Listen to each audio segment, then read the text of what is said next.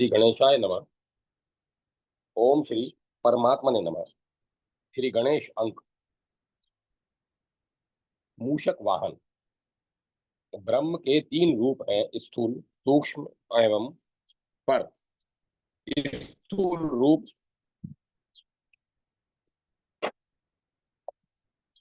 स्थूल रूप प्रपंचात्मक विश्व के रूप में अभिव्यक्त वैराज रूप है, जिसके स्थूल प्रतीक हैं अग्नि, विद्युत, सूर्य और चंद्र। सूक्ष्म रूप हिरण्यगर्भ रूप है, जो सूत्रात्मा या अव्यक्त रूप से संपूर्ण विश्व का धारण, संचालन एवं नियंत्रण करता है। यह स्थूल जगत के आधार रूप में स्थित सूक्ष्म जगत का अधीश्वर एवं पिंड देगत सूक्ष्म शरीर में हृदय चक्र, भ्रूमध्य एवं ब्रह्मरंध्र में नाद ब्रह्म अथवा ज्योति ब्रह्म के रूप में इसका साक्षात्कार होता है। ब्रह्म का पर रूप सबका साक्षी, अविकारी, अच्युत, सच्चिदानंदमक पर तत्व है। नानाविध देवता इस ब्रह्म के ही अंग प्रत्यंग रूप विशेष शक्तियां हैं, जो स्वतंत्र देव रूप की भांति प्रतीत होते हुए विश्व प्रशासन के एक एक विशिष्ट क्षेत्र का अधिपतित्व करते हैं। इन देवों के भी दो रूप हैं, अमूर्त और मूर्त। पंचभूतात्मक जगत में ये अमृत रूप से निवास करते हैं एवं अपने अपने सूक्ष्म देवलोक में अपने मूर्त रूप में स्थित होते हैं। दिव्य मूर्त रूप में देवों के अपने अपने वाहन, रथ, आयुध आदि। देवों का अपना अपना तेज या शक्ति ही होती है। यह बात निरुक्त एवं यह बात निरुक्त में स्पष्ट रूप से बता दी गई है। प्रत्येक देवता के वाहन, आयुध आदि देवताओं का तेज रूप ही होता है, उससे भिन्न नहीं। अतएव अतएव देव पूजा के देव पूजा में देवता के वाहन, आयुध आदि की दिव्य रूप में ही पूजा होती है। यह बात ध्यान में रखनी चाहिए। गणपत अथर्व शीर्ष उपनिषद के अनुसार गणपति पर ब्रह्म की ज्ञानमयी एवं वांगमयी शक्ति का प्रतिनिधित्व करते हैं। अतः उन्हें प्रत्यक्ष वांग में रूप चिन्ह में ब्रह्म कहा गया है। सूक्ष्म शरीर में मूलाधार चक्र परावाक का केंद्र है। ज्ञान की अभिव्यक्ति वाणी द्वारा ही होती है। अतः उन्हें वाणी का नियंता देवता होने के कारण मूलाधार में स्थित माना गया है। वाक या नाद आकाश का गुण है, अतः गणेश आकाश तत्व के अधिपति भी हैं। यूं सूक्ष्म रूप में गणपति भूमि तत्व एवं आकाश तत्व दो तत्वों के स्वामी हैं। भूमि तत्व के स्वामी होने के कारण वे भौतिक जीवन से संबंधित सभी सिद्धियों के दाता एवं विघ्नहार हैं, तथा आकाश तत्व के स्वामी होने के कारण बुद्धि एवं वाणी के अधिष्ठाता होने से अविद्या रूप महाविघ्न का नाश करके ब्रह्म ज्ञान रूपी महासिद्धि देकर मोक्ष प्रदान करते हैं। इसीलिए वे ज्ञानियों एवं योगियों के उपास्य हैं तथा गुरु के भी गुरु हैं।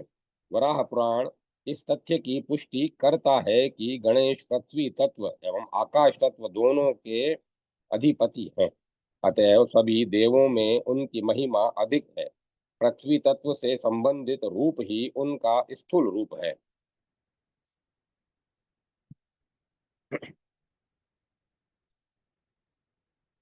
जो विघ्नहर एवं मंगलदायक है।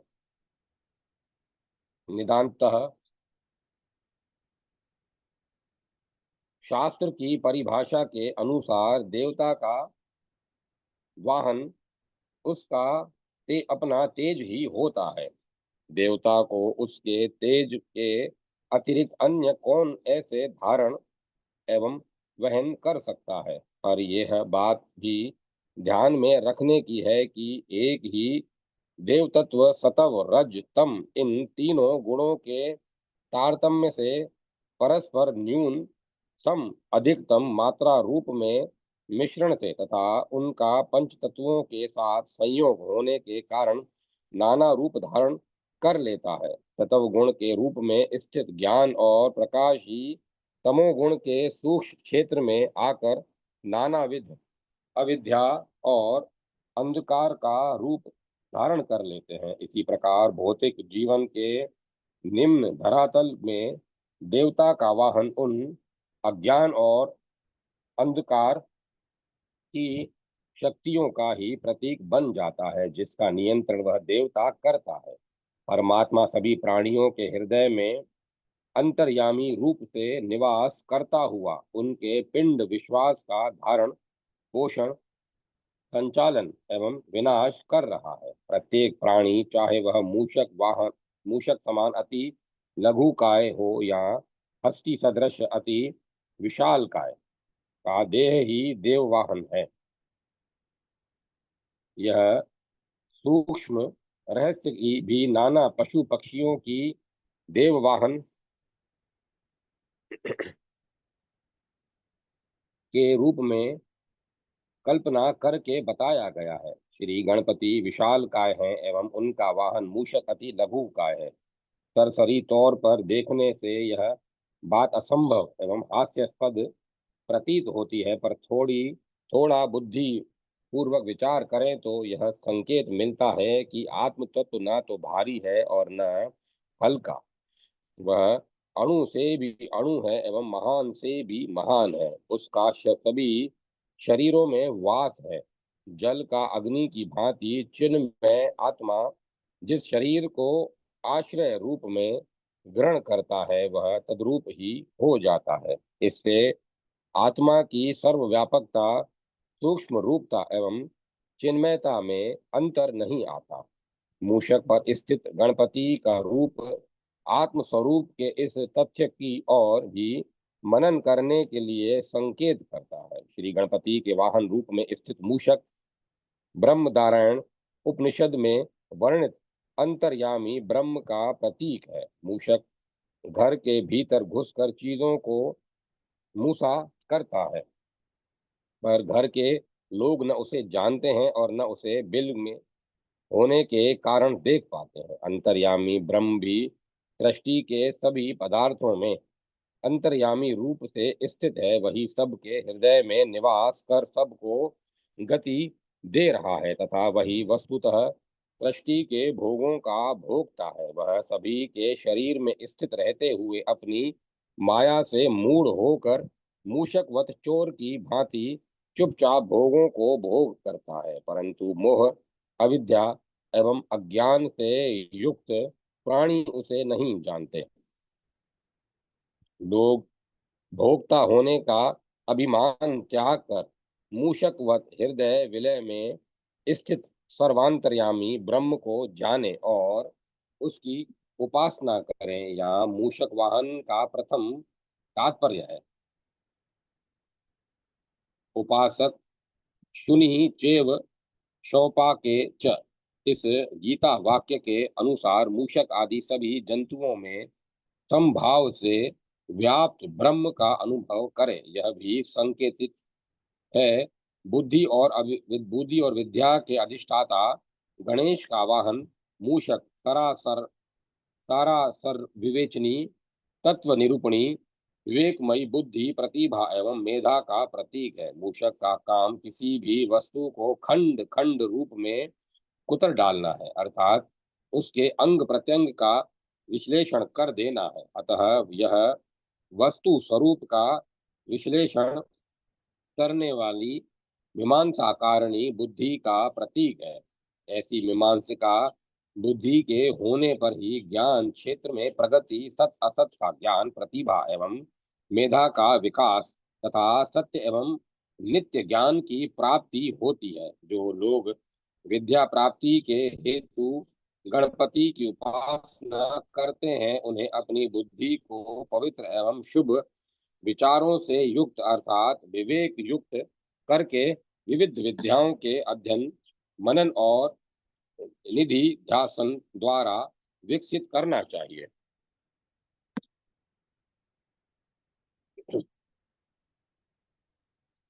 बुद्धि और मेधा की प्राप्ति के लिए ब्रह्मचर्य पालन अत्यंत आवश्यक है। ब्रह्मचर्य की सिद्धि से ही वीर लाभ होता है, अर्थात शरीर, प्राण, मन एवं बुद्धि की शक्तियों का अपूर्ण विकास होता है। बिना वीर लाभ के शक्ति लाभ नहीं हो सकता और शक्ति लाभ के बिना विघ्न बाधाओं को दूर कर जीवन संग्राम में विजय प्राप्ति एवं सिद्धि नहीं हो सकती। श्री गणेश स्वयं ब्रह्मचारी हैं, मूलाधार चक्र काम शक्ति का केंद्र भी है। जहाँ गणपति का वास है, यह भी संकेत करता है यह भी संकेत करता है कि शक्ति एवं सिद्धि पाने के लिए काम शक्ति रूपी काम शक्ति रूपी मूषक को वाहन बनाना होगा, उस पर पूर्ण नियंत्रण करना होगा। ऋग्वेद के एक मंत्र में उल्लेख है कि ऋषि मूषक बाधा से पीड़ित हैं। चूहे उनके जनेंद्रियों को कुतर रहे हैं और वे उनसे त्राण पाने के लिए देवों से प्रार्थना करते हैं। इससे यह संकेत मिलता है कि मूषक काम भावना, कामावेग और कामातिचार का भी प्रतीक है। काम देववृत्ति नहीं है, यह निम्न प्राण लोक की पाश्विक स्तर की आसुरी वृत्ति है। काम कलुषित चित्त में देवता का वास नहीं होता। देव सानिध्य पाने के लिए तथा अध्यात्म जीवन में प्रवेश करने के लिए काम विमुख हो काम भावना पर पूर्ण नियंत्रण तथा पूर्ण ब्रह्मचर्य का पालन प्रथम शर्त है। साधक का आचार विचार देवता के अनुकूल ही होता है। अतः श्री गणपति के उपासक के लिए मूषकवत अवचेतना में स्थित सभी छिपी हुई काम वृत्तियों पर नियंत्रण पाना अत्यंत आवश्यक है। मूषक बिल में छिपकर रहने वाला अंधकार का प्राणी है। इस रूप में यह उन सभी अंधकार में रहने वाली ज्ञानमयी अज्ञानमयी शक्तियों का प्रतीक है जो ज्ञान और प्रकाश से डरती है तथा अंधेरे में छिपकर हानि पहुंचाती है। जो गणपति बनना चाहता है उसे इन सब अंधकार में छिपकर रहने वाली व्यक्ति, समाज, राष्ट्र और मानवता की घातक शक्तियों का नियंत्रण एवं जीवन के सभी क्षेत्र को ज्ञान के प्रकाश से पूर्ण करना होगा। साधक को नियंत्रण सावधान एवं जागरूक रहकर देखना होगा कि उसके शरीर, प्राण, मन और बुद्धि के क्षेत्र में कहीं कोई कोना ऐसा तो नहीं है जहां अंधकार की इन शक्तियों का गुप्त वास है तथा जो असावधानी के क्षणों में उस पर आक्रमण कर उसकी अध्यात्म साधना की बहुमूल्य संपत्ति को कुतर कुतर कर नष्ट कर रही है। मूषक वाहन निरंतर जागरूक होने एवं सर्वत्र सर्वदा ज्ञान प्रकाश रूप पूर्ण रहने का संदेह देता है। भौतिक जीवन अन्न की बहुलता एवं संपन्नता पर अवलंबित है। अध्यात्म साधना का प्रारंभ अन्नमय कोश की उपासना से प्रारंभ होता है। अतएव तैत्तिरीय उपनिषद का ब्रह्म साधक के लिए आदेश है, अन्नम बहु सुविर्त, पर्याप्त अन्न उपजाओ और अन्न का संग्रह कर अतिथि आदि का पोषण करो। पृथ्वी को धान्य से संपन्न करना अन्न ब्रह्म की उपासना है। धनोत्पत्ति एवं धान्य उत्पत्ति एवं कृषि का सबसे बड़ा शत्रु मूषक है। पृथ्वी तत्व के अधिपति एवं जीवों की मंगल सिद्धि के देवता श्री गणेश का मूषक वाहन तत्व महावाहनत्व यह संकेत देता है कि जीवन में प्रचुर पौष्टिक धान्य की उपलब्धि के लिए मूषक जैसी कृषि विनाशक जंतुओं का पूर्ण नियंत्रण आवश्यक है। इस प्रकार श्री गणपति का वाहन मूषक भौतिक जीवन से लेकर अध्यात्म जीवन तक के लिए नाना प्रतिप्रायों अभिप्रायों के सार्थक एवं गंभीर संकेत देता है। देवोपासना को इन संकेत रहस्यों को समझकर उनके अनुसार आचरण करना चाहिए। जय माता सरस्वती। जय मां सरस्वती। परब्रह्म रूप परब्रह्म रूपम गणेशम भजेम अजम निर्विकल्पम निराकारमेकम निरानंदमानंद देवत्पूर्णम इत्यादि ऋषि बोले। जो अजन्मा विकल्प रहित निराकार अद्वितीय लौकिक आनंद से शून्य आनंद आत्मानंद रूप स्वरूप अद्वैत भाव से पूर्ण सर्वोत्कृष्ट निर्गुण निर्विशेष निरीह एवं परब्रह्म स्वरूप है, उन गणेश का हम भजन करें जिनका मान स्वरूप निरूपण तीनों गुण से अतीत है, जो चिदानंद स्वरूप चिदाभासक सर्वव्यापी ज्ञान गम्य मुनियों के ध्येय आकाश स्वरूप एवं परमेश्वर है। उन पर ब्रह्म रूप गणेश का हम भजन करें जो जगत के कारण है, कारण ज्ञान जिनका स्वरूप है, जो देवताओं सुखों और युगों के आदि कारण है, जो प्रमथ गणों के स्वामी विश्वव्यापी जगद्वंद तथा देवेश्वर हैं। उन पर ब्रह्म रूप गणेश का हम भजन करें जो रजोगुण के योग से ब्रह्मा का रूप धारण करते हैं, वेदों के ज्ञाता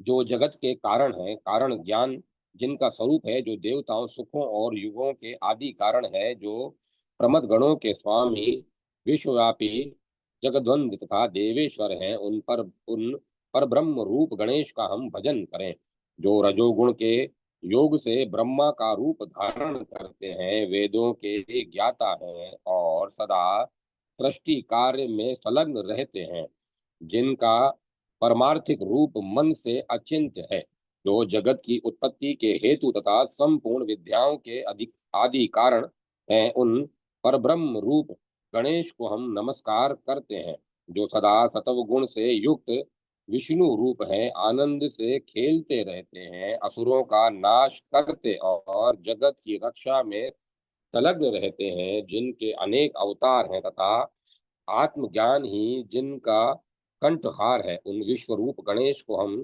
सदा नमस्कार करते हैं जो तमोगुण के संपर्क से रुद्र रूप धारण करते हैं, जिनके तीन नेत्र हैं, जो जगत के हर्ता कारक और ज्ञान के हेतु है तथा जो अनेक आम युक्त आग मुक्त वचनों द्वारा अपने भक्त जनों को सदा तत्व ज्ञान उपदेश देते रहते हैं।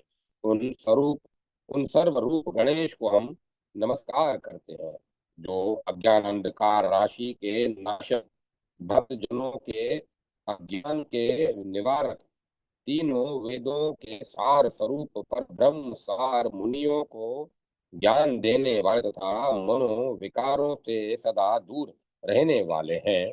उन ब्रह्म रूप गणेश को हम नमस्कार करते हैं जो अपनी किरण आदि औषधियों को तृप्त एवं पुष्ट करते हैं, अमृत वर्षणी कलाओं द्वारा देव समुदाय को तृप्त किया करते हैं, सूर्य किरणों से उत्पन्न संताप को हर लेते हैं और द्विजों के राजा हैं। उन चंद्र स्वरूप गणेश को हम नमस्कार करते हैं जो प्रकाश स्वरूप आकाश एवं वायु रूप विकार आदि के हेतु और कलाओं के भार को वहन करने वाले हैं। अनेक क्रियाओं की अनेकानेक शक्तियां जिनकी सर्व स्वरूप भूता है, उन शक्ति रूप गणेश को हम सदा नमस्कार करते हैं। प्रधान महतत्व भूतलचारी प्राणी तथा दिक्पाल आदि जिनके स्वरूप हैं, जो सद स्वरूप सद सत्व स्वरूप एवं जगत के कारण रूप है, उन विश्व रूप गणेश को हम सदा नमस्कार करते हैं। गणनाथ, जो आपके युगल चरणों में मन लगाए, वह मनुष्य भी यदि विघ्न समूह जनित पीड़ा प्राप्त करे तो आश्चर्य है। शोभाशाली विशाल सूर्य मंडल के प्रकाश में खड़ा हुआ मानव अंधकार जनित कलेश कैसे प्राप्त कर सकता है। विश्वंभर, हम अज्ञान योग से बहुत वर्षों तक आपके चरणारविंदों को न प्राप्त कर सकने के कारण सर्वथा भटकते रहे हैं। अब आपकी ही कृपा से आपके चरणों की शरण में आ गए हैं। अतः हे आदि देव, आप सदा हमारी रक्षा करें। जो बुद्धिमान मनुष्य प्रतिदिन प्रातः काल उठकर भक्ति युक्त विशुद्ध भाव से सदा तीनों समय इस स्तोत्र का पाठ करे, वह उत्तम पुत्र लक्ष्मी तथा संपूर्ण मनोरथों को प्राप्त कर ले और अंत काल में ब्रह्म रूप परब्रह्म रूप हो जाए। महामुने, इस प्रकार ऋषियों के स्तुति करने पर भगवान गणेश बहुत संतुष्ट हुए और बड़ी कृपा करके कुछ कहना आरंभ किया। इस प्रकार ऋषि कृत गणपति स्तव स्व तव संपूर्ण हुआ। जय गणपति। जय गणपति गणनायक जय हो। जन जन मंगल त्राता, एक रदन गजवदन विनायक, कृपा सिंधु सुखदाता। जय लंबोदर मूषक वाहन विघ्न विनाशन करता। जय जगवंदन शंकर नंदन कलुष ताप हम ताप तम हरता। बुद्धि राशि शुभ ज्ञान प्रकाशक, मोदक प्रिय वर वर दो। भारत माता के अचल में सुखद संपदा भर दो। जय माता सरस्वती। जय माता सरस्वती। श्री गणेश लीला। भगवान के लीला अवतार के चरित्र विभिन्न पुराण शास्त्रों में विभिन्न रूपों में उपलब्ध होते हैं। भगवान लीलाहारी सर्व समर्थ हैं एवं कल्प भेद से उनके अनंत अवतार हुए हैं, अतएव उनके चरित्र भी अनंत है। हरि अनंत हरि कथा अनंता से संत शिरोमणि श्री तुलसीदास जी ने इसी भाव को स्पष्ट किया है। वस्तुतः भगवान के सभी चरित्र यथार्थ हैं एवं भक्तों के प्राण हैं। प्रस्तुत प्रसंग का अध्ययन करते समय इस तथ्य को निरंतर स्तुति में रखना चाहिए। तभी भगवान श्री गणेश की लीलाओं के आस्वादन का वास्तविक आनंद एवं फल प्राप्त हो सकेगा। सिद्धि। ओम श्रीम ह्रीम क्लीम गणेश्वराय ब्रह्म स्वरूपाय चारवे सर्व सिद्धि प्रदेशाय विघ्नेशाय नमो नमः।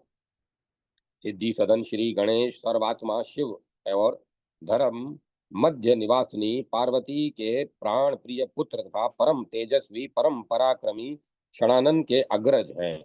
कहीं कहीं ये स्वयं उनके अनुज माने जाते हैं। ये खर्व छोटे कद वाले अरुण वर्ण एक दंत गज मुख शूर्प कर्ण लंबोदर अरुण वस्त्र त्रिपुंड त्रिलक मूषक वाहन पार्वती पुत्र विद्या वारिधि एवं मंगल की मूर्ति है। भगवान गणपति बुद्धि के अधिष्ठाता हैं। वे साक्षात प्रणव रूप हैं। वे इस युग में गणेश जी को शीघ्र प्रसन्न कर पाते हैं। पार्वती नंदन अत्यल्प श्रम से ही मुदित और द्रवित हो जाते हैं। इन मंगल वपु के नाम स्मरण ध्यान जप आराधना एवं प्रार्थना से मेधा शक्ति तीव्र होती है। समस्त कामनाओं की पूर्ति और विघ्नों का निवारण हो जाता है। त्रैताप का शमन एवं धर्म अर्थ काम तथा मोक्ष करतलगत हो जाते हैं।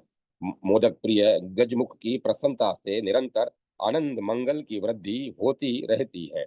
वेद विहित समस्त वेद विहित समस्त कर्मों में प्रथम पूज्य अंबिकानंदन गणेश नित्य देवता हैं, किंतु भिन्न भिन्न कालों एवं अवसरों पर जगत के मंगल के लिए इनका मंगलमय लीला प्राकट्य होता है। इनकी लीला और इनके कर्म अद्भुत और लौकिक होते हैं।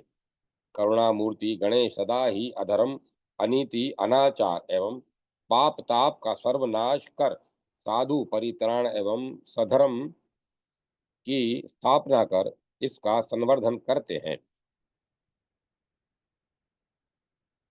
बुद्धि विधाता गणपति का प्राकट्य, उनका मंगलमय विग्रह एवं उनकी लीला सभी अद्भुत एवं अलौकिक है, सभी आनंदमयी एवं मंगल प्रदायनी है। भक्त प्राणधन वृषभ ध्वज के पुत्र गजमुख की विभिन्न अवसरों की विभिन्न लीलाएं कथाएं अनुपम आदर्श एवं मनोहर है। इन कथाओं में शंका उचित नहीं। श्वेत कल्प में जो शिव जी ने गणेश जी का मस्तक काट लिया था, यह कल्याणकारिणी मनोहर कथा सुनते ही लोक पितामह ब्रह्मा ने महामुनि नारद से कहा, मुने, इस विषय में तुम्हें संदेह नहीं करना चाहिए, क्योंकि भगवान शंभु कल्याणकारी सृष्टिकर्ता और सबके स्वामी हैं। वे ही सगुण और निर्गुण भी हैं। उन्हीं की लीला से सारे विश्व की सृष्टि, रक्षा और विनाश होता है।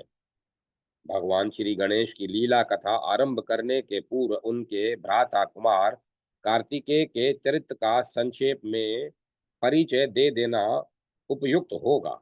कुमार कार्तिकेय प्रातः स्मरणीय भगवती सती अपने प्राणाधार पति देव देव महादेव जी का अपमान नहीं सह सकी। अत्यंत व्याकुल होकर उन्होंने अपने पिता दक्ष के यज्ञ में ही योगाग्नि के द्वारा अपना शरीर भस्म कर दिया। फिर वे हिमगिरी पत्नी मैना की पुत्री के रूप में प्रकट हुई।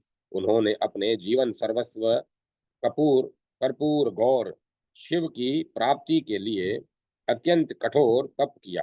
फलतः समय पर जगद्वंद शिव के साथ उनका मंगल परिणय हुआ। विवाह उपरांत भगवान शंकर वंदनिया पार्वती के साथ कैलाश पर्वत पर लौट आए। हिमगिरी नंदिनी पार्वती के प्रति त्रिलोक्य वंदित आशुतोष शिव के हृदय में अत्यधिक प्रीति थी। वे रमणीय उद्यानों और एकांतों में शिवा के साथ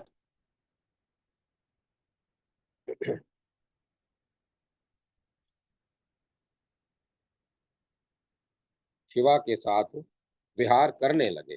भगवती पार्वती अपने प्राण आराध्य पति के साथ अत्यंत प्रसन्न थी। एक बार की बात है, शिवप्रिया माता पार्वती एक सरोवर के तट पर गई। सरोवर का जल अत्यंत निर्मल और स्वच्छ था। उसमें स्वर्ण वर्ण के कमल खिले थे। भगवती उमा ने पहले तो जल विहार किया, फिर उसके रमणीय तट पर उन्होंने स्वच्छ एवं सुमिष्ट जल पीने की इच्छा की। उसी समय उन्होंने देखा कि पद्म पत्र में जल लेकर 6 कृतिकाएं अपने घर जाने वाली ही हैं। देवियों, पद्म पत्र में रखा हुआ जल में भी पीना चाहती हूँ। गिरिजा ने कृतिकाओं से अत्यंत मधुर वाणी में कहा, भुवन पावनी देवी, हम तुम्हें एक शर्त पर यह जल दे सकती हैं। कृतिकाओं ने स्नेहसिक्त स्वर में माता पार्वती से निवेदन किया, तुम्हारे गर्भ में से उत्पन्न होने वाला पुत्र हम में भी मातृभाव रखे और हमारा भी पुत्र माना जाए। यह त्रिलोक्य विख्यात पुत्र हमारा रक्षक हो। इच्छा अच्छा ऐसा ही हो। शिवा ने तत्क्षण वचन दे दिया। कृतिकाएं अत्यंत प्रसन्न हुई। उन्होंने कमल पत्र में रखा हुआ स्वच्छ सलील थोड़ा उमा को भी दिया।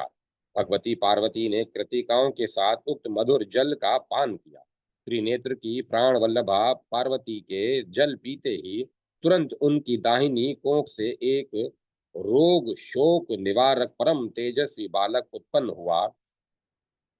तिमिरारी तिमिरारी के तुल्य उसके शरीर से प्रभा पुंज का प्रसार हो रहा था। वह अग्नितुल्य तेजस्वी बालक स्वर्ण के समान गौरवर्ण का था। उसके मनोहर कर कमलों में तीक्ष्ण शक्ति शूल और अंकुश सुशोभित थे। वह बालक कुत्सित दैत्यों के संहार के लिए प्रकट हुआ था। इस कारण कुमार उसकी संज्ञा हुई।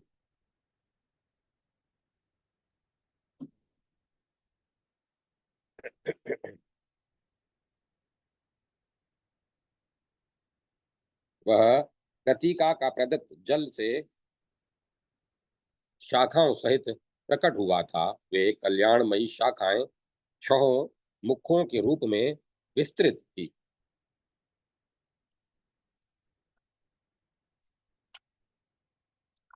इन्हीं कारणों से वह विशाख, षणमुख, स्कंद, षडानन और कृतिकाय आदि नामों से प्रख्यात हुआ। वह कांतिमान शिशु अग्नि के समान प्रकाशित हो रहा था।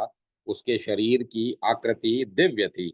वह देखने में बहुत ही प्रिय जान पड़ता था। वह दिव्य सरकंडों के वन में जन्म ग्रहण करके दिनों दिन बढ़ने लगा। कांति से सूर्य के समान प्रकाशित हो रहा है।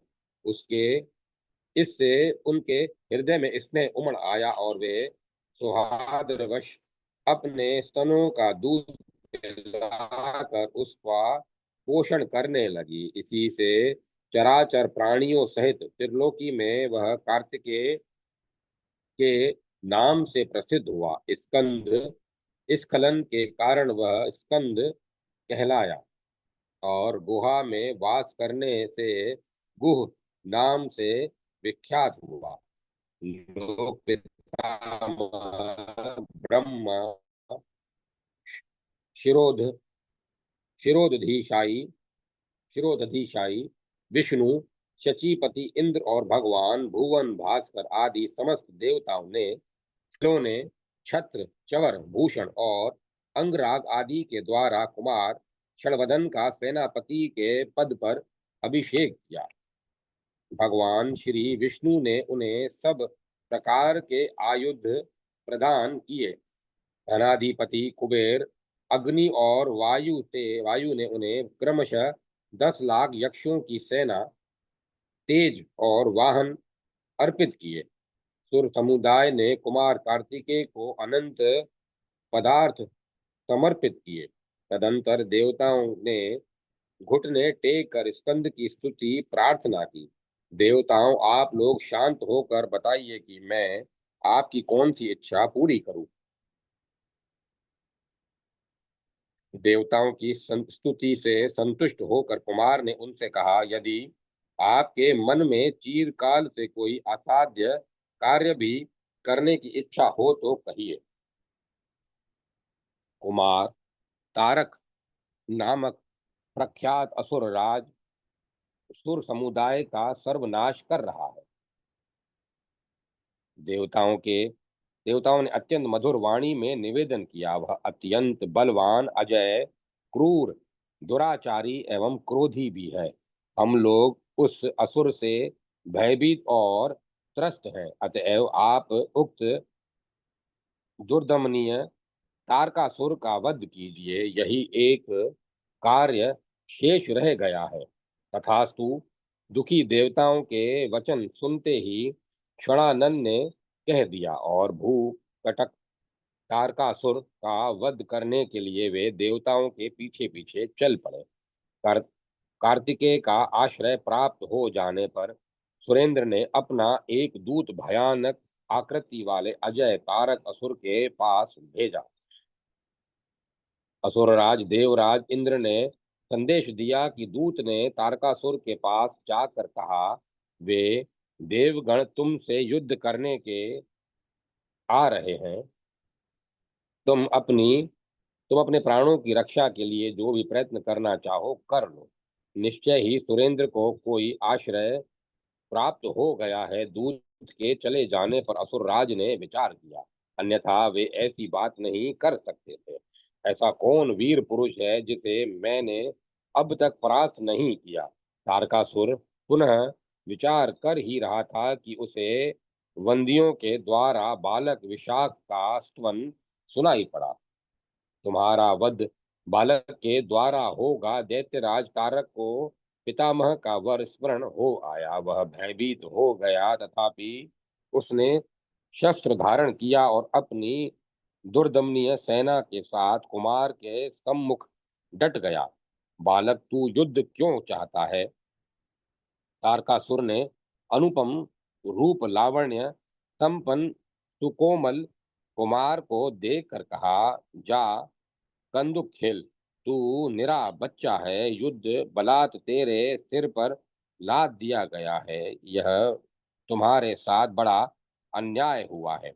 अभी तुझे समझ नहीं है। जा घर चला जा। तारक, यहाँ शास्त्रार्थ नहीं करना है।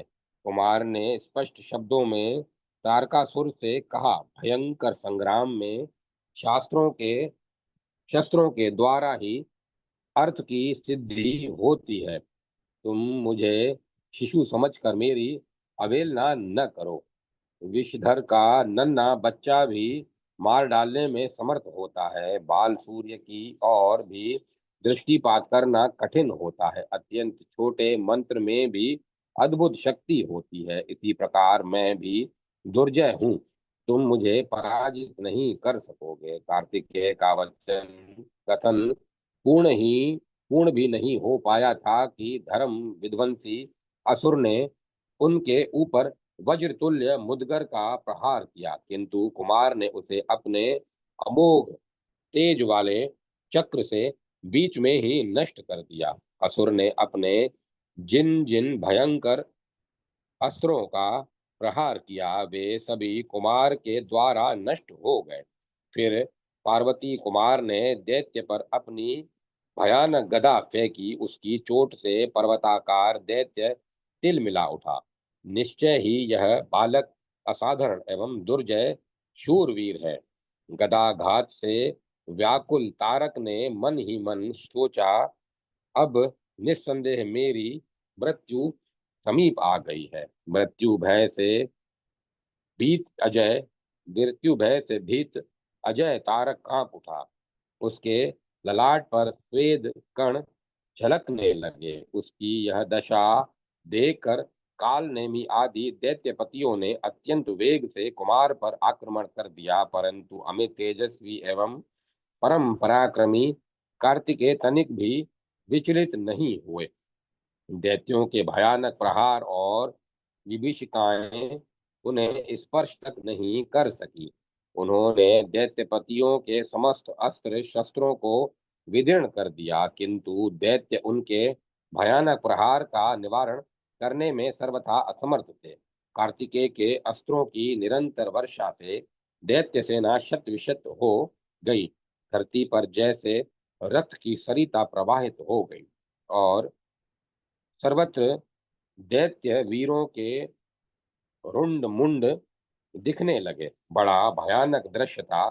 रुद्रपुत्र कार्तिकेय के अस्त्रों की अनवरत वर्षा से दैत्य दल विचलित ही नहीं व्याकुल हो गया। अधीर होकर काल नेमी आदि भयानक देव शत्रु युद्ध छोड़कर पलायित हुए। दैत्य वाहिनी चतुर्दिक भागी जा रही थी और किन्नरगण परम पराक्रमी कुमार के विजय गीत गाने लगे। यह देखकर मशहूर तारक क्रोध से यह देखकर महाशूर तारक क्रोध से उन्मत्त हो गया। उसने स्वर्ण कांति से सुशोभित सद्भुत अद्भुत गदा से कुमार पर भीषण प्रहार किया और इतने तीक्ष्ण शरों की वर्षा की कि कार्तिकेय वाहन मयूर रक्त से लथपथ हो भाग खड़ा हुआ। दुष्ट दैत्य खड़ा रहे। कुमार ने अत्यंत कुपित होकर तारक से कहा, अब मैं तेरी जीवन लीला समाप्त कर रहा हूँ। तू कुछ देर और अपने नेत्रों से इस संसार को देख ले। कुमार ने क्रुद्ध होकर महान तारकासुर पर अपनी शक्ति का प्रहार किया। शक्ति मूर्ति पार्वती पुत्र कार्तिकेय की वह अमोघ शक्ति केयूर की खनखनाहट के साथ चली और सुर शत्रु तारक के वज्र तुल्य वक्ष में बड़े वेग से प्रविष्ट हो गई। तारक का हृदय विदीर्ण हो गया। उस अमित बलशाली अजय देव दैत्य का विशाल निर्जीव शरीर धरती पर गिर पड़ा। तारक वध से धरती का पातक कट गया। तभी सुखी हुए देवगण विपत्ति विनारक निवारक परम उपकारी महेश्वर पुत्र कार्तिकेय का स्तवन करने लगे। उनकी प्रसन्नता की सीमा न रही। वे आनंद मग्न होकर हंसते हुए उछलने कूदने तथा नृत्य करने लगे। उन्होंने अमित तेजस्वी कुमार की भूरी भूरी प्रशंसा की और उन्हें अनेक वर प्रदान किए। इस प्रकार हर्षित और पुलकित देवगण सर्वथा निश्चिंत होकर अपने अपने लोकों के लिए प्रस्थित हुए।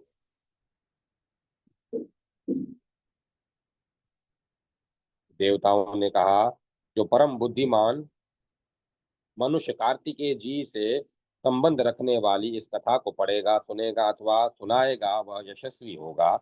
उसकी आयु बढ़ेगी। वह सौभाग्यशाली, श्री संपन्न, कांतिमान, सुंदर, समस्त प्राणियों से निर्भय तथा सब दुखों से मुक्त होगा। जय माता सरस्वती। जय मां सरस्वती। विभिन्न पुराण में श्री गणेश की प्राकट्य कथा एवं लीलाएं। पद्म पुराण में हिमगिरी नंदिनी पार्वती का पाणी ग्रहण करने के बाद भगवान शंकर रमणीय उद्यानों और एकांत वनों में उनके साथ विहार करने लगे। परमानंद प्रदायिनी भवानी के प्रति शुद्धात्मा शिव के हृदय में अत्यधिक अनुराग था।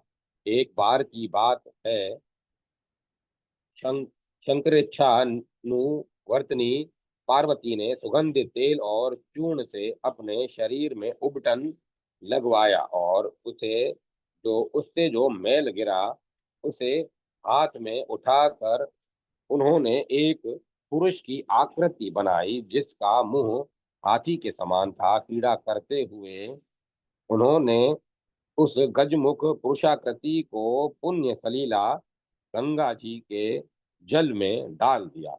त्रिलोकीय तारिणी गंगा जी त्रिलोक्य सुंदरी पार्वती को अपनी सहेली मानती थी। उनके पुण्य में जल में पड़ते ही वह पुरुषाकृति विशालकाय हो गई। शंकराधार शंकरार्ध शरीरणी माता पार्वती ने उसे पुत्र कहकर पुकारा। फिर सुरसरी ने भी उसे पुत्र कहकर संबोधित किया। देव समुदाय ने उसे गांगेय कहकर सम्मान प्रदान किया। इस प्रकार गजवदन देवताओं के द्वारा पूजित हुए कमलोद्भव ब्रह्मा जी ने उन्हें गणों का अधिपत्य प्रदान किया। पद्म पुराण के सृष्टि खंड में वर्णित श्री गणेश प्राकट्य की मधुर मनोहर एवं मंगलमयी कथा का यह सार है। लिंग पुराण के पूर्वार्ध में सर्व पूज्य गणेश जी के प्राकट्य की कथा इस प्रकार है। एक बार की बात है, देवताओं ने परस्पर विचार किया कि प्राय सभी असुर सृष्टि स्थिति अंतकारी वृषभ ध्वज एवं चतुर्मुख की आराधना कर उनसे इच्छित वर प्राप्त कर लेते हैं। इस कारण युद्ध में हम उनसे सदा पराजित होते रहते हैं। दैत्यों के कारण हमें अनेक कष्ट उठाने पड़ते हैं। इस कारण हम लोग अपनी विजय एवं दैत्यों के कार्य में विघ्न उपस्थित करने तथा सर्व सिद्धि प्राप्ति के लिए आशुतोष शिव से प्रार्थना करें। सुर समुदाय पार्वती वल्लभ शिव के समीप पहुंचकर उनकी स्तुति करने लगा।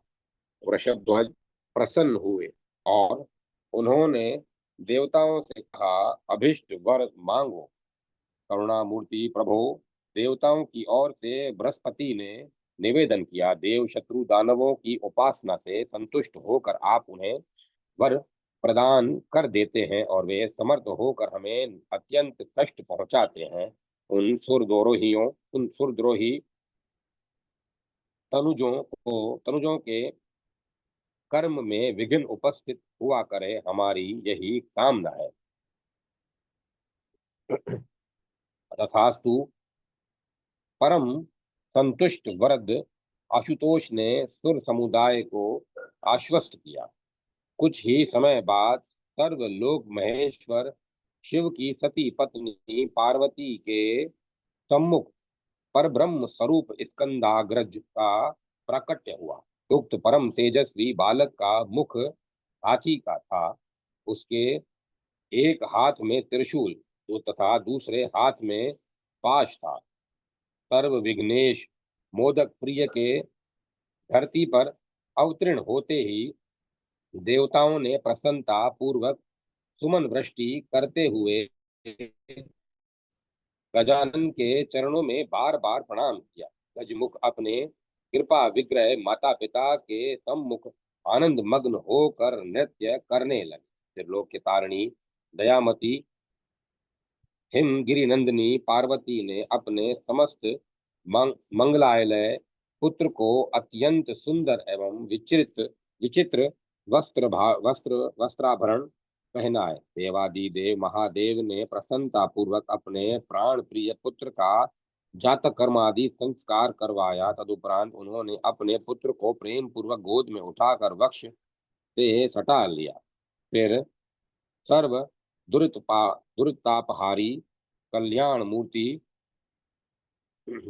शिव ने अपने पुत्र से कहा, मेरे पुत्र गणेश, यह तुम्हारा अवतार दैत्यों का नाश करने तथा देवता ब्राह्मण और ब्रह्मवादियों का उपकार करने के लिए हुआ है। देखो, यदि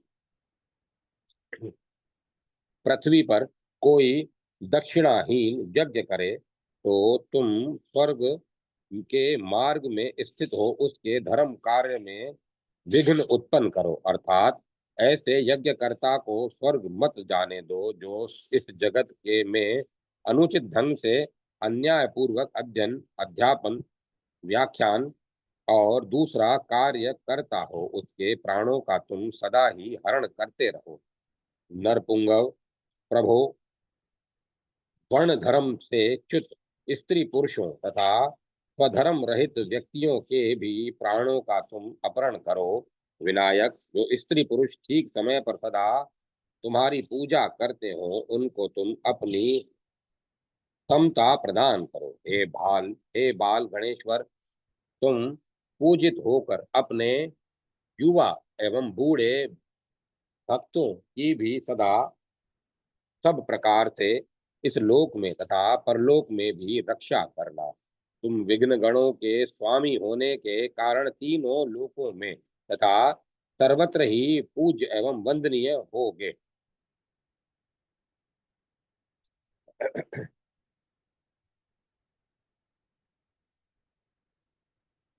इसमें संदेह नहीं है। जो लोग मेरी भगवान विष्णु की अथवा ब्रह्मा जी की भी यज्ञों द्वारा अथवा ब्राह्मणों के माध्यम से पूजा करते हैं उन सब के द्वारा तुम पहले पूजित होगे।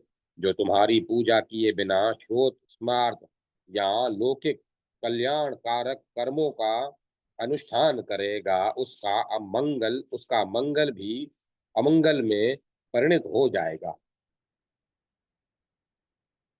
ब्राह्मण क्षत्रिय वैश्य तथा शूद्रों द्वारा भी तुम सभी कार्यों की सिद्धि के लिए भक्ष्य भोज्य आदि शुभ पदार्थों से पूजित होएगा। तीनों लोकों में जो चंदन पुष्प धूप दीप आदि के द्वारा तुम्हारी पूजा किए बिना ही कुछ पाने की चेष्टा करेंगे, वे देवता हो अथवा और कोई, उन्हें कुछ भी प्राप्त नहीं होगा। जो लोग या मनुष्य तुझ विनायक की पूजा करेंगे वे निश्चय ही इंद्र आदि देवताओं द्वारा भी पूजित होंगे। जो लोग फल की कामना से ब्रह्मा विष्णु इंद्र अथवा अन्य देवताओं की भी पूजा करेंगे किंतु तुम्हारी पूजा नहीं करेंगे, उन्हें तुम विघ्नों द्वारा बाधा पहुंचाओगे। सर्वात्मा प्रभु शिव का आशीर्वाद प्राप्त कर भगवान गणपति ने विघ्न गणों को उत्पन्न किया और उन गणों के साथ उन्होंने भगवान शंकर के मंगलमय चरणों में अत्यंत श्रद्धा और प्रीति पूर्वक प्रणाम किया। फिर वे त्रिलोक्यपति पशुपति के सम्मुख खड़े हो गए। तब से लोक में श्री गणपति की अग्र पूजा होती है। इसके बाद श्री गणेश ने दैत्यों के धर्म कार्य में विघ्न पहुंचाना आरंभ कर दिया। ब्रह्म वैवर्त पुराण में शिव की शिवा को सुहाद्रण पुण्यक व्रत करने की प्रेरणा। ब्रह्म वैवर्त पुराण के अनुसार शिव प्राण वल्लभा पार्वती के मंगलमय अंक में श्री कृष्ण रूपी परम तत्व की ही व्यक्त हुआ था। वह पाप संताप हारिणी एवं निखिलानंद वर्धनी कथा भगवान श्री नारायण ने देव ऋषि नारद को इस प्रकार सुनाई थी। वैराग्य ज्ञान निरता शैलपुत्री पार्वती के साथ सर्व साक्षी वृषभध्वज के मंगल परिणय के अनंतर चराचरात्मा शिव उन्हें साथ लेकर निर्जन वन में चले गए। वहां दीर्घ काल तक देवाधिदेव महादेव का विहार चलता रहा। एक दिन धर्मज्ञा पार्वती ने भगवान शंकर से निवेदन किया, प्रभो मैं एक श्रेष्ठ पुत्र चाहती हूँ। प्रिय, मैं तुम्हें संपूर्ण व्रतों में वह श्रेष्ठ व्रत बताता हूँ जो संपूर्ण अभिष्ट सिद्धि का बीज रूप परम मंगलदायक तथा हर्ष प्रदान करने वाला है। सर्वभूतपति भगवान त्रिपुरारी ने त्रिलोक्य सुंदरी पार्वती से मुदित मन से कहा, उस परम शुभद व्रत का नाम पुण्यक है। तुम श्री हरि का स्मरण कर यह व्रत प्रारंभ करो। इसके अनुष्ठान की पूर्ति 1 वर्ष में होती है।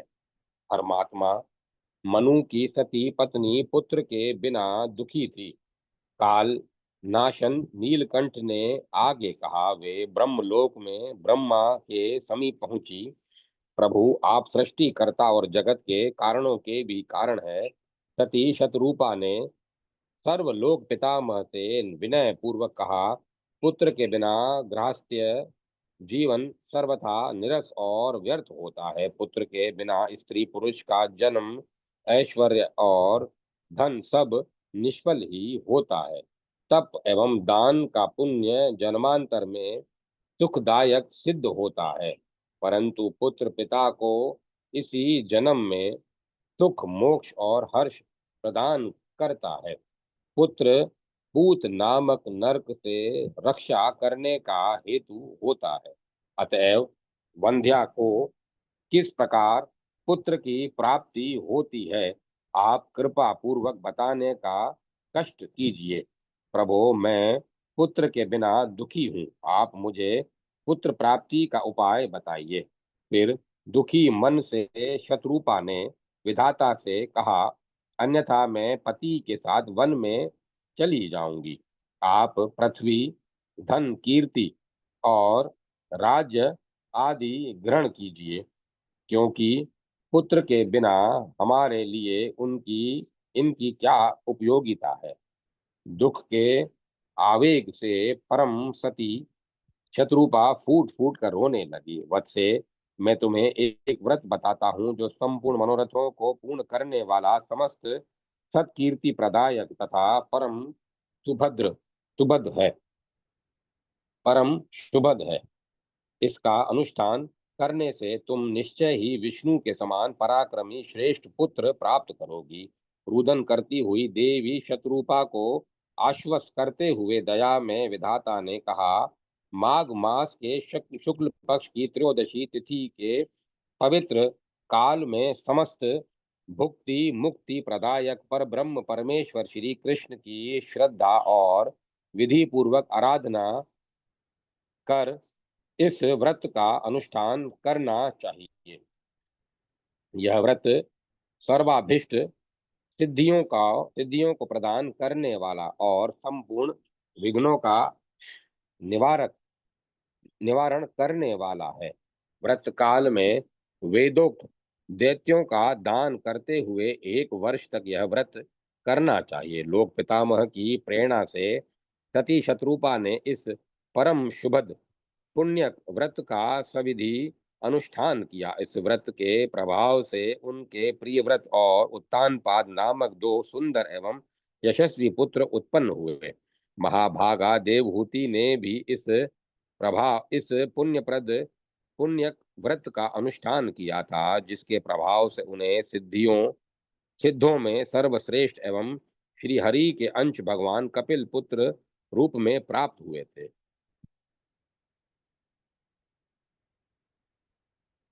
परम सती अरुंधति ने इस व्रत के प्रभाव से शक्ति को पुत्र रूप में प्राप्त किया। देव माता अदिति ने भी इस पुण्यमय व्रत का पालन किया, जिसके फल स्वरूप उनके मंगलमय अंक में भगवान वामन प्रकट हुए। इसी व्रत के प्रभाव से इंद्राणी ने जयंती को राजा उत्तानपाद की पत्नी ने अनन्य भगवत भक्त ध्रुव को, धनपति कुबेर की प्राण प्रिया ने नल कुबेर को, सूर्य पत्नी ने मनु को तथा अति प्रिया चंद्रमा अत्रि प्रिया ने चंद्रमा को पुत्र रूप में प्राप्त किया था। इसी महिमामय व्रत के प्रभाव से अंगिरा पत्नी ने देवताओं के आचार्य पद पर प्रतिष्ठित बृहस्पति जैसा अन्यतम सात्विक बुद्धि विशारद पुत्र प्राप्त कर लिया था। भगवती भृगु पत्नी ने इसी व्रत का पालन किया था, जिसके फल स्वरूप उन्हें भगवान नारायण के अंश परम तेजस्वी दैत्य गुरु शुक्राचार्य जैसे महान पुत्र की उपलब्धि हुई।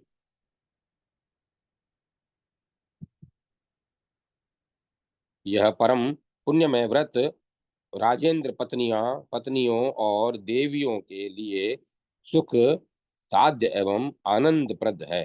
साध्वी स्त्री के लिए तो यह व्रत प्राणाधिक प्रिय है। पुण्यक व्रत की संक्षिप्त विधि। सर्वधर्ममयी पार्वती अपने प्राण वल्लभ जगत गुरु कर्पूर गौर के वचन अत्यंत ध्यान पूर्वक सुन रही थी और कृपा सिंधु वृषवाहन कहते जा रहे थे। माघ मास के शुक्ल पक्ष की त्रयोदशी के दिन इस व्रत का आरंभ किया जाता है। उत्तम व्रती को व्रतारंभ के पहले दिन उपवास करना चाहिए और दूसरे दिन ब्रह्म मुहूर्त में शैया त्याग कर शौचादि से निवृत्त हो वह निर्मल जल में स्नान करे। फिर आचमन आदि के अनंतर सर्वव्यापी श्री हरि को अर्घ्य प्रदान कर शीघ्र ही घर लौट आए। घर पर नित्य क्रम पूर्ण कर लेने के बाद सुयोग्य पुरोहित का वर्ण कर स्वास्तिक वाचन पूर्वक कलश स्थापन करें। फिर संकल्प के द्वारा यह महान व्रतानुष्ठान आरंभ करें। फिर सौंदर्य नेत्र दीप्ति विविध अंगों के सौंदर्य पति सौभाग्य आदि के लिए विभिन्न वस्तुओं के संख्या सहित समर्पण करने का उपदेश करते हुए दया में शिव ने कहा, देवी पुत्र प्राप्ति के लिए कुष्मांड नारियल जंभीर तथा श्रीफल इन फलों को श्री हरि की सेवा में समर्पित करना चाहिए। व्रत काल में नाना प्रकार के संगीत और वाद्य से परम प्रभु को प्रसन्न करने का प्रयत्न करना उचित है। हरि भक्ति की विशेष उपलब्धि के लिए सुगंधित पुष्पों की बिना टूटी हुई एक लक्ष्य माला भक्ति पूर्वक प्रभु को चढ़ानी चाहिए। उनकी तुष्टि के लिए विविध प्रकार के मधुर एवं स्वादिष्ट व्यंजनों का भोग लगाना आवश्यक है। तुलसी दल मिश्रित अनेक प्रकार के सदगंध पूरित पुष्प समर्पित करने के लिए श्री हरि की अत्यधिक प्रसन्नता प्राप्त होती है। जन्म जन्मांतर में धन धान्य की वृद्धि के लिए व्रत काल में व्रती को प्रतिदिन 1 सहस्त्र ब्राह्मणों को तृप्ति कर भोजन कराना चाहिए। शिव ने आगे बताया, सुव्रते प्रतिदिन पूजा के समय सुगंधित सुमनों से भरी 100 अंजलियां समर्पित कर निखिल पावन प्रभु के चरणों में 100 बार प्रणाम करना उचित है। व्रत काल में 6 महीने तक अभिशान, 5 मास तक फलाहार और 1 पक्ष तक हवि का आहार करे तथा 1 पक्ष तक केवल जल पर रहना चाहिए। रात्रि में कुशासन नित्य जागरण करना चाहिए। कुशासन पर नित्य जागरण करना श्रेष्ठ है। व्रती के लिए अष्टविध मैथुन का सर्वथा त्याग नितांत आवश्यक है। इस विधि से व्रत संपन्न होने पर व्रतोद्यापन करना चाहिए। व्रतोद्यापन करना उचित है। उस समय मनोहर वस्त्रों से आच्छादित, उत्तम उपहारों से सज्जित 360 डलियां भोजन के पदार्थ और यज्ञोपवीत का दान करना चाहिए। 1360 ब्राह्मणों को भोजन तथा 1360 घृताहुतियां देनी चाहिए। व्रत समाप्त होने पर दक्षिणा में 1360 स्वर्ण मुद्राएं देने का विधान है। इसके अतिरिक्त व्रत समाप्ति के दिन दूसरी दक्षिणा देनी चाहिए। इस व्रत के फल स्वरूप श्री हरि के चरणों में सुदृढ़ भक्ति हो जाती है और भुवन विख्यात पुत्र, सौंदर्यपति, सौभाग्य, ऐश्वर्य एवं अपरिमित धन की प्राप्ति होती है। यह महान व्रत प्रत्येक जन्म में वांछित सिद्धियों का बीज है। इस प्रकार पुण्यक व्रत की विधि और उसका महात्म्य सुनने के अनंतर परम करुणा में चंद्रशेखर ने अपनी परम सती सहधर्मिणी पत्नी से आगे कहा, प्रिय, इस व्रत के लिए मैं पुष्प और फल लाने के लिए 100 शुद्ध ब्राह्मणों को, सामग्री एकत्र करने के लिए 100 भृत्यों को एवं अत्यधिक दास दासियों को नियुक्त कर देता हूँ। साथ ही समस्त व्रत विधियों के ज्ञाता, वेद वेदांग के पारंगत विद्वान, सर्वश्रेष्ठ हरि भक्त, सर्वज्ञ एवं परम ज्ञानी सनत कुमार को पुरोहित के पद पर नियुक्त करता हूँ। तुम इस व्रत का श्रद्धा भक्ति पूर्वक पालन करो, तुम्हें निश्चय ही परम दुर्लभ पुत्र रत्न की उपलब्धि होगी। पाप संताप हारिणी भगवती पार्वती तो अपने सर्वलोक महेश्वर पति के अमृतमय वचनों से आनंद विभोर हो गई और तब के विधाता भगवान चंद्रमौली पार्वती को सदुपदेश देकर चले गए।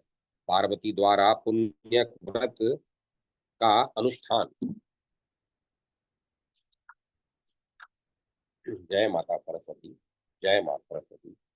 ओम नमो नारायण, ओम नमो भगवते वासुदेवाय, ओम नमः शिवाय, ओम तत्सत। अब कथा को यहाँ अध्याय को बीच में विराम देते हैं। कल इसका आगे का अंश पढ़ेंगे। कथा को विराम दिया जाता है। ओम तत्सत, ओम तत्सत, ओम तत्सत।